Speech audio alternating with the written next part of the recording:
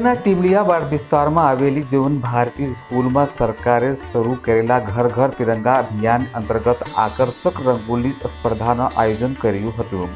આવનારી 15મી ઓગસ્ટના ધ્યાનમાં રાખીને આ રંગોલી સ્પર્ધા યોજી હતી। આ રંગોલી સ્પર્ધામાં સ્કૂલના તમામ વર્ગમાં અભ્યાસ કરતા વિદ્યાર્થીઓમાંથી ચાર વિદ્યાર્થીઓ ભાગ લઈને સુંદર આકર્ષક રંગોલી બનાવી હતી।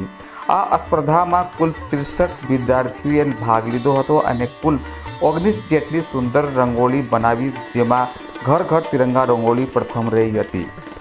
મારું નામ સોલંકી યશસ્વી છે। હું 12th માં અભ્યાસ કરું છું અને અમારી શાળાએ રંગોળી સ્પર્ધાનું આયોજન કર્યું હતું। તમે કેવી રીતનો રંગોળીના આજે બનાવ્યા છો અને એની પાછળ તમારું શું મોટિવ છે?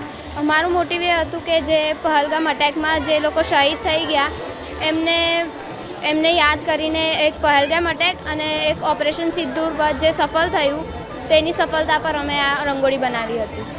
નમસ્કાર, હું તુલસીદાસ પટેલ, ચિત્ર શિક્ષક, જીવન ભારતી કુમાર ભવન। સરકાર દ્વારા હર ઘર તિરંગાનું ઉજવણીનું આયોજન થયું છે। એ આયોજન અંતર્ગત દરેક શાળાઓને અલગ અલગ કાર્યક્રમો કરવાનું સોંપવામાં આવ્યું હતું। આજરોજ અમે રંગોળી સ્પર્ધાનું આયોજન કર્યું હતું, જેમાં મારી શાળાના દરેક વર્ગોની એક રંગોળી પૈકી કુલ 19 રંગોળી વિદ્યાર્થીઓ તૈયાર કરીએ છીએ। આ રંગોળી સ્પર્ધા માટે વિદ્યાર્થીઓને પહેલેથી થીમ આપવામાં આવી હતી અને એ થીમ મુજબ વિદ્યાર્થીઓ સુંદર રંગોળીઓ તૈયાર કરી છે।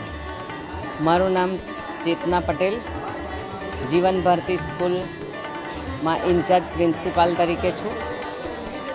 આજે હર ઘર તિરંગા અંતર્ગત રંગોલી સ્પર્ધા યોજવામાં આવી છે, એટલે અમારા વર્ગો 19 છે અને એ 19 રંગોલી અહીંયા તૈયાર કરી છે।